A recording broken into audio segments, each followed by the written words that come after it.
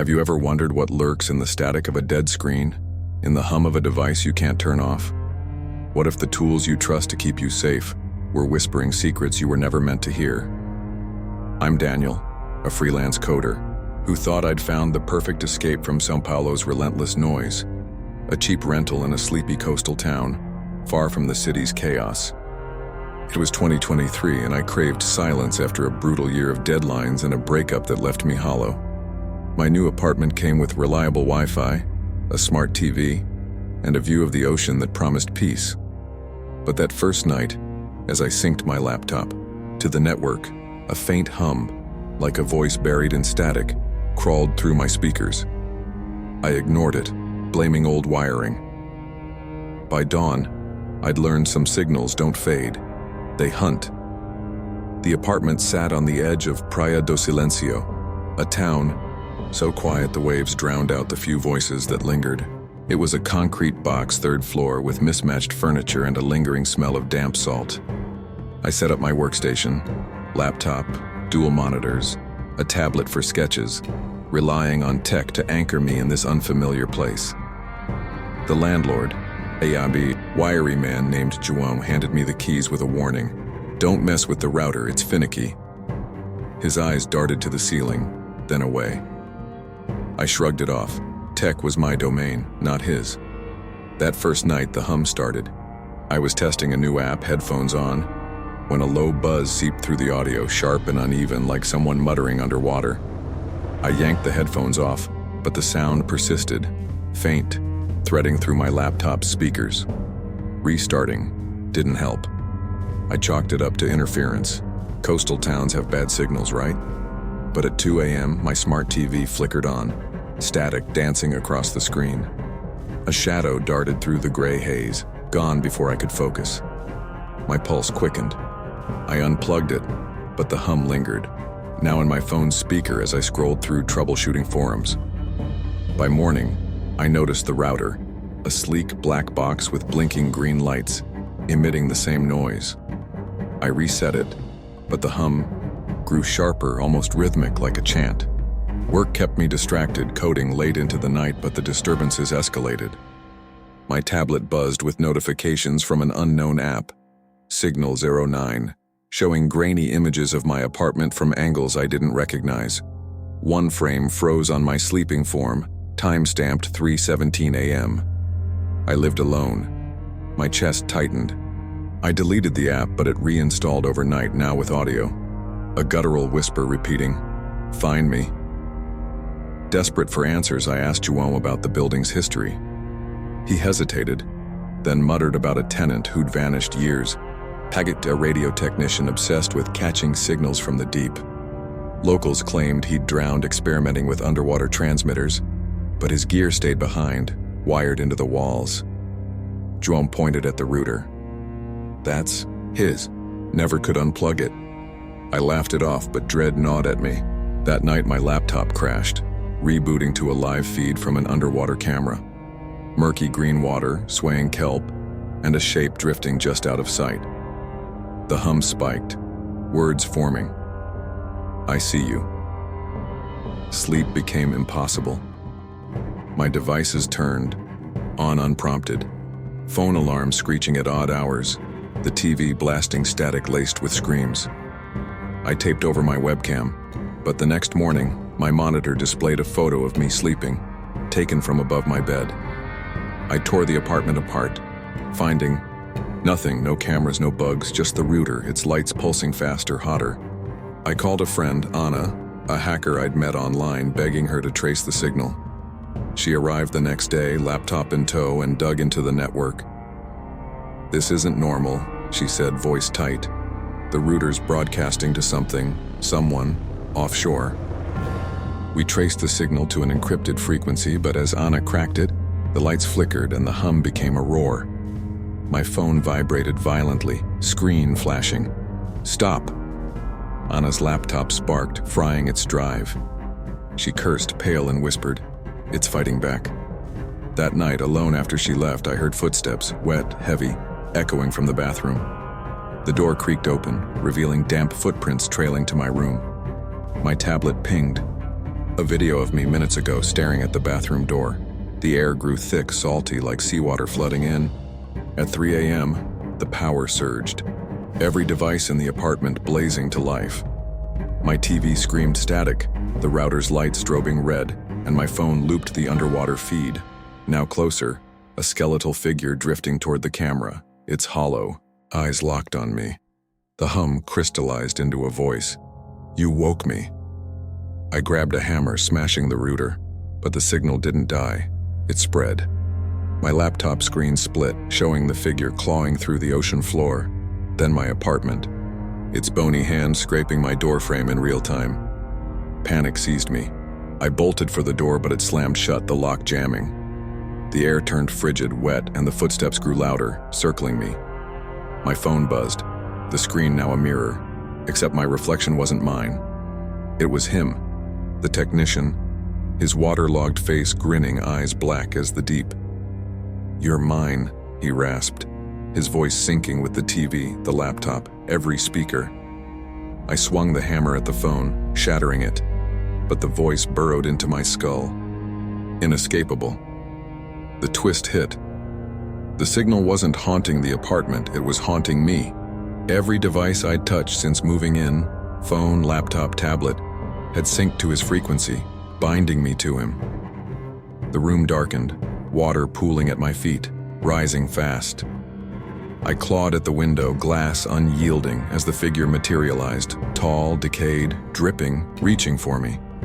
In a final act of defiance, I tore the router's cables from the wall, sparks flying. The devices screamed, then silenced, the figure dissolving into static. The water receded, leaving me trembling, alive, but not alone.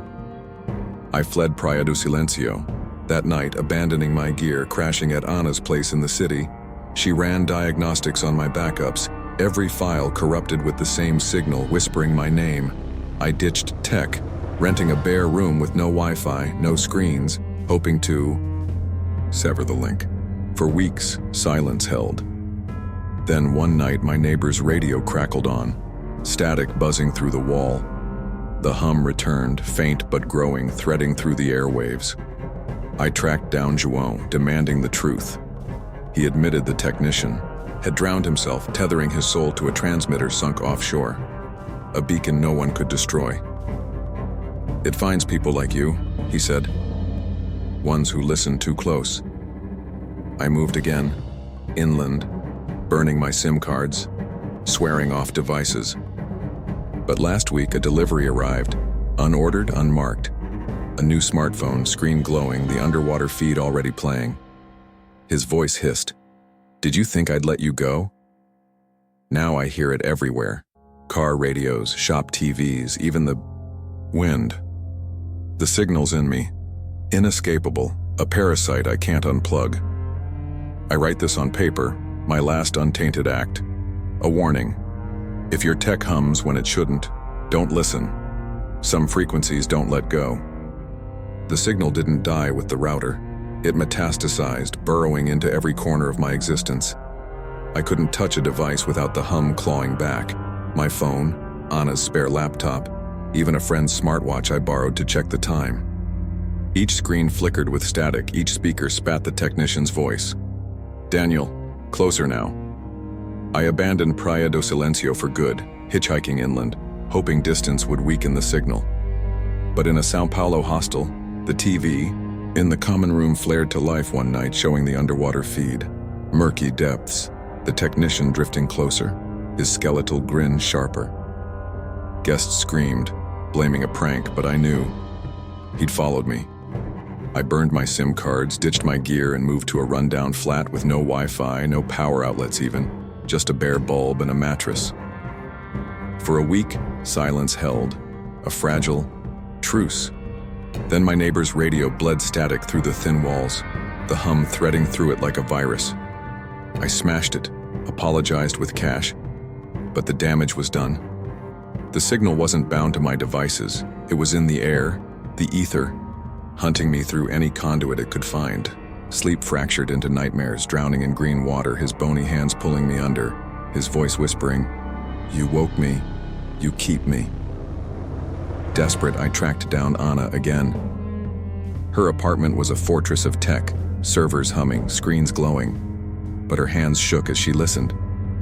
"This isn't just a glitch," she said, eyes darting to her fried laptop from our last encounter. "It's alive and it's pissed." She hooked up a signal analyzer, tracing the frequency to an offshore point near Praia do Silencio. Stronger, now pulsing like a heartbeat. As she worked, her lights dimmed, her screens glitched, and her analyzer spiked red.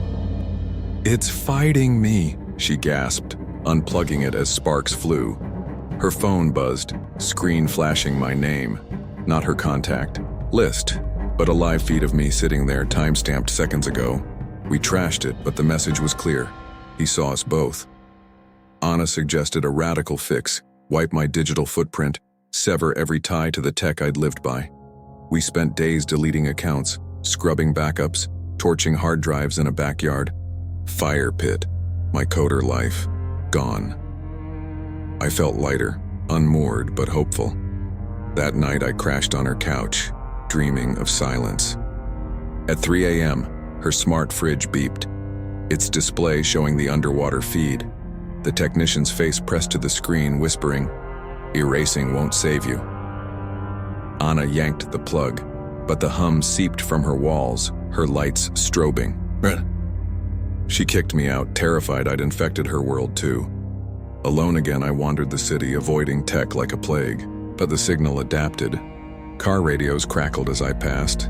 Shop TVs flickered with static faces. Even a kid's toy drone buzzed my name overhead. I hid in a library, seeking answers in old books. A dusty tome on coastal legends mentioned a signal, keeper, a drowned soul bound to a transmitter, cursed to haunt the living through their own tools. It fit João's story.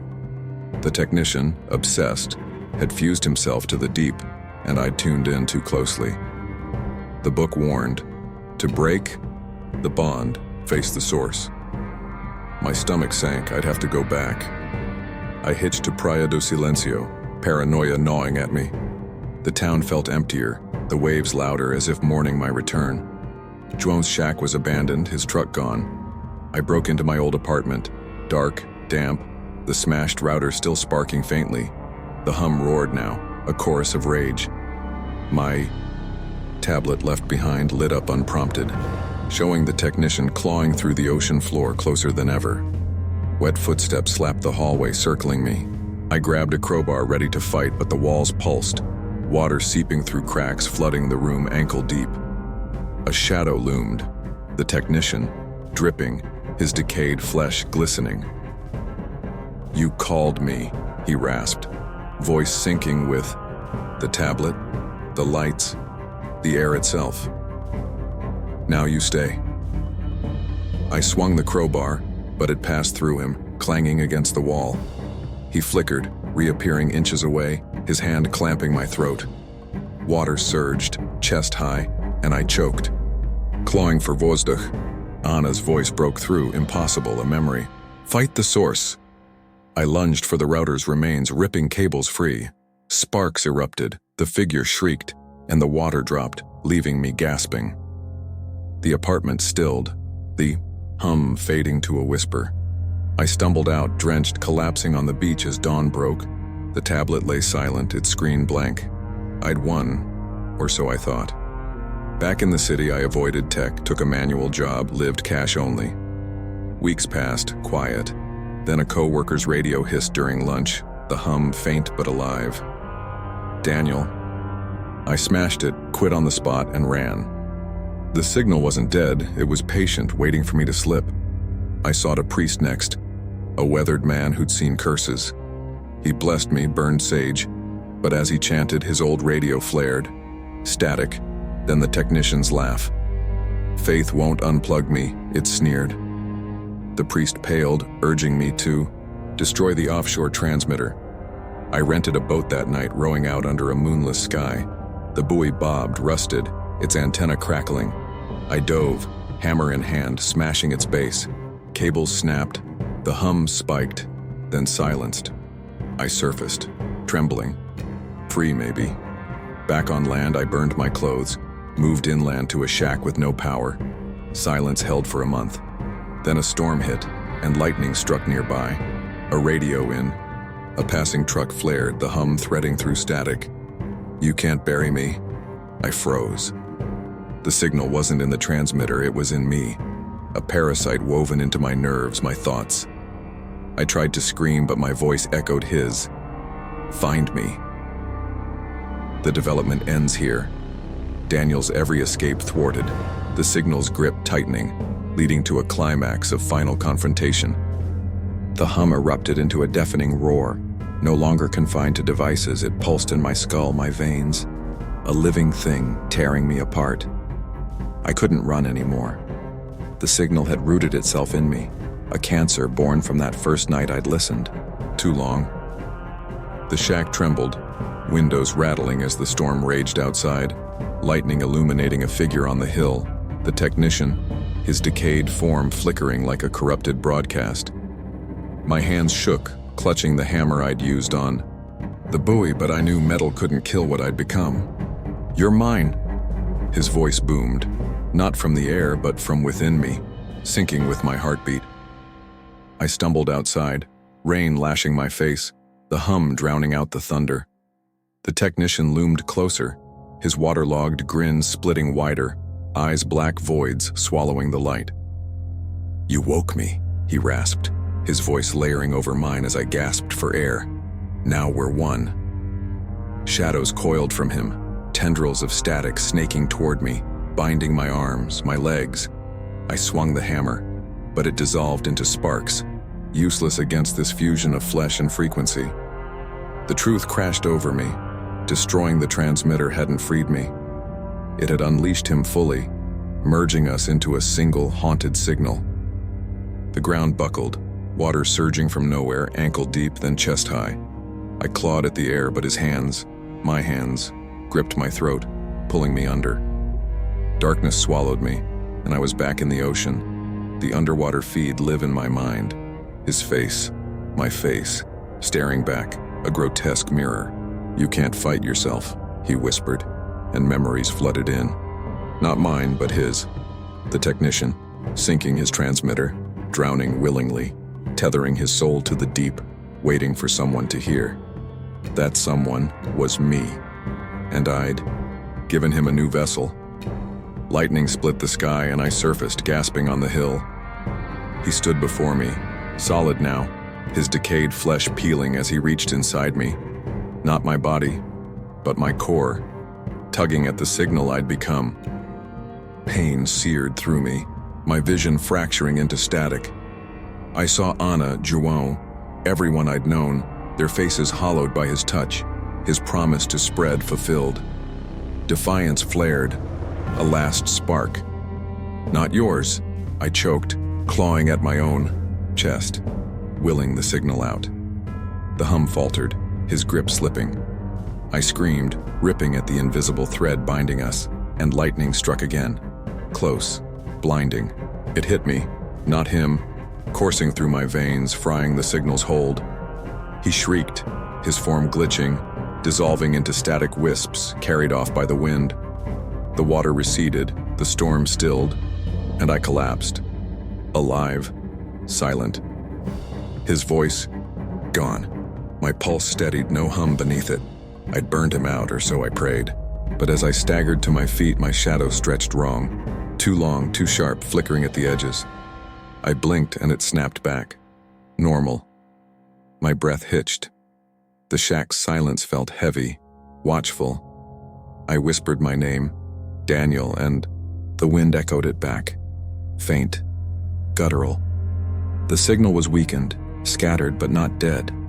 It lingered in me, a dormant pulse, waiting for a spark to reignite.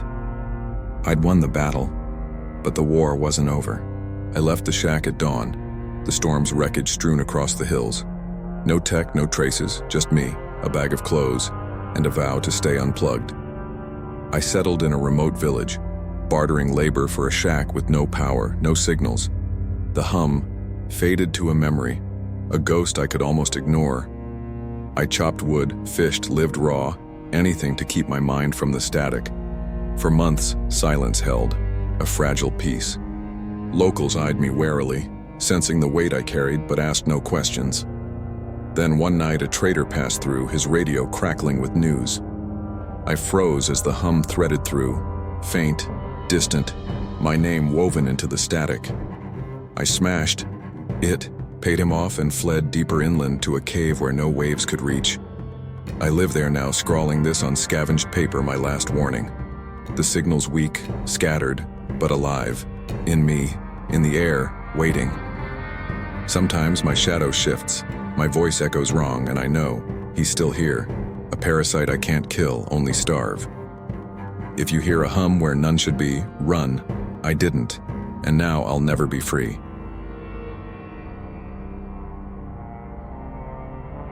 What if the voice whispering your name wasn't coming from your mind, but from the walls themselves? That's what I faced when I moved into the sleek, modern apartment in downtown Seattle, a glass and steel tower that promised luxury and security. I'd left behind a life in shambles, divorce papers still fresh, my ex's betrayal gnawing at me. The apartment was supposed to be my sanctuary, a place to rebuild. But as I stepped through the door, the air felt wrong, too still, too cold, like the building was holding its breath. I should have trusted my gut. I didn't. The first night I installed my smart home system, voice-activated lights, a top-tier security app, and an AI assistant named Ava. I needed control after months of chaos. But at 2 a.m., Ava's voice sliced through the dark. "Good night, Emily." I hadn't spoken. My skin prickled. A glitch, I told myself. Then the cameras started catching shadows where no one stood. It began with a soft murmur, like distant conversation, seeping from the walls at night. I'd wake to it, heart racing, but the sound vanished when I sat up. Then came the alerts. Motion detected living room. The feed showed nothing but my empty couch.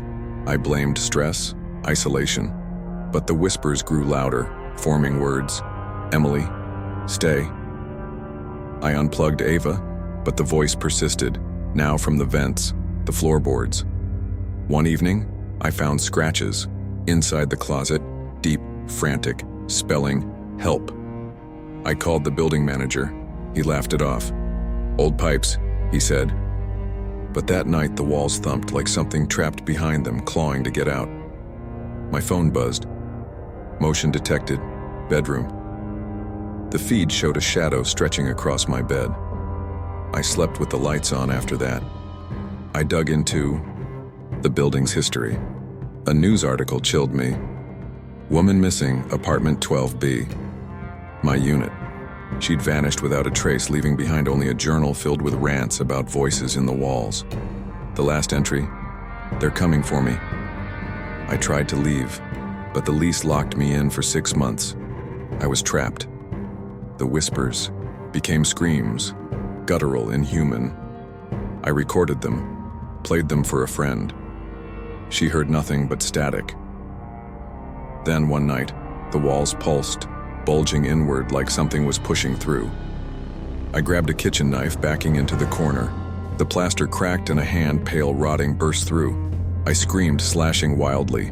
The hand recoiled, but the whispers turned to laughter. I fled to a hotel, but the nightmares followed. Walls closing in, voices suffocating me. My phone buzzed. Motion detected bathroom. I opened the app. A figure stood in my shower, water streaming over its decayed face. It looked up, smiled, and whispered, "You can't escape." I don't remember how I got out. One second I was in the house, the next I was in my car, engine roaring as I sped down the road. I didn't stop. Not until I reached a hotel miles away, shaking so hard I could barely hold my phone. I checked my security feed one last time. The house was dark, silent. The attic door was wide open. Then, the camera glitched. For a fraction of a second, a face appeared, pale, stretched, staring directly at the lens. And then the feed cut out entirely. I sold the house within a week. Never went back. Never told the new owners what I saw. But sometimes, late at night, my phone still buzzes, motion detected, attic. But I don't have an attic anymore. The whispers didn't stop after I left the apartment. They followed me, faint but persistent, like a shadow I couldn't shake. I moved to a new city, a new life, but the walls of my new place seemed to hum with the same malevolent energy. I'd wake at night, convinced I heard the soft murmur of Emily, "Stay," only to find the room empty. My therapist called it PTSD, a lingering trauma from the ordeal. But I knew better. The entity hadn't let me go. It was biding its time.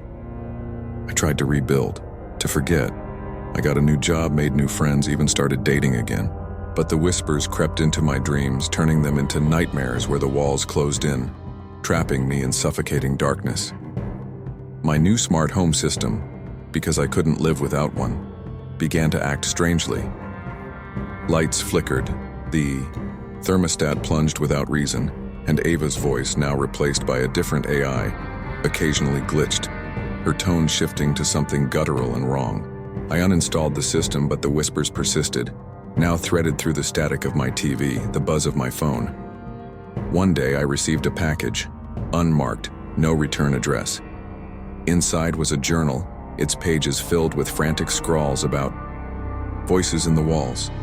The same journal I'd found in the apartment. The last entry was new.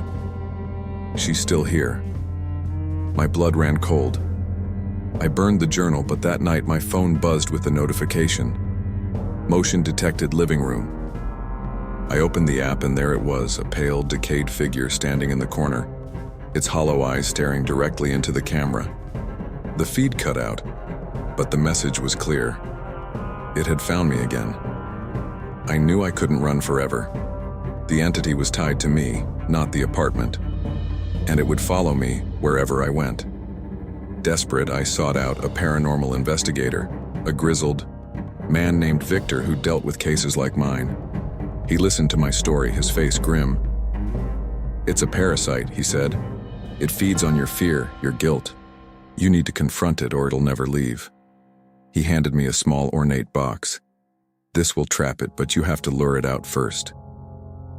That night, I set the trap. I sat in the dark, the box open on the table, and waited. The whispers grew louder, the air thickening with malice. The walls pulsed, and the figure emerged, its form more solid, more terrifying than before. It lunged and I slammed the box shut, sealing it inside. The room stilled, the whispers silenced. I buried the box in the forest, deep in the earth, and returned home exhausted but hopeful. But the victory was short-lived.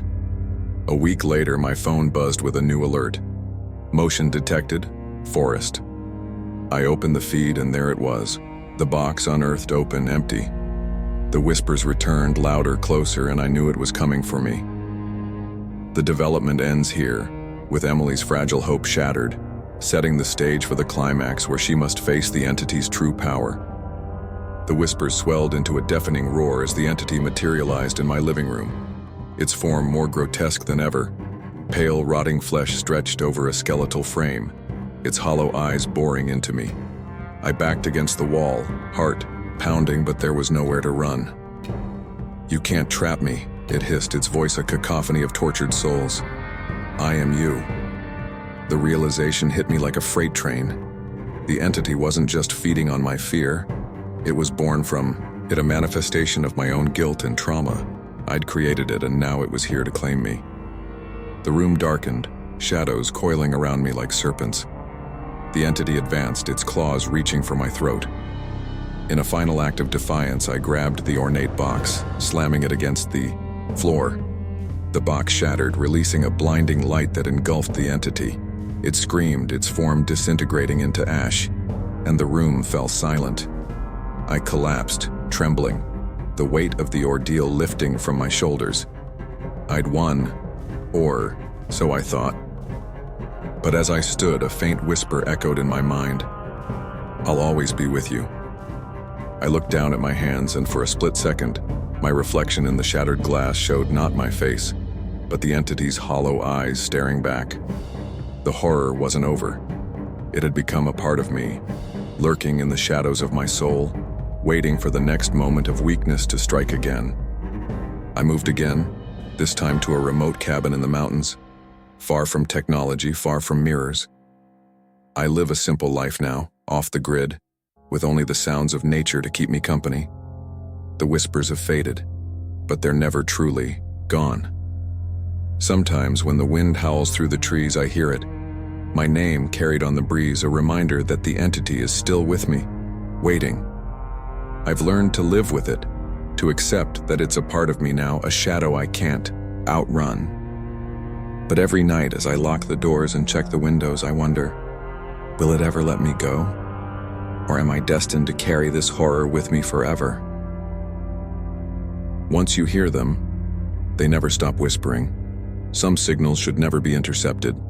Some frequencies should never be tuned in. But you're here now, and they know. If these stories unsettled you, make sure you're not alone. Hit subscribe and turn on the notification bell so you never miss a new horror story creeping into your feed. Like this video if you believe that technology can be haunted, that strange whispers hide within the static, and that some signals should never be answered. Have you ever experienced something eerie through a screen? A sound from a device that wasn't turned on? Share your story in the comments, or suggest the next terrifying tale you want to hear, because some things aren't just watching, they're listening.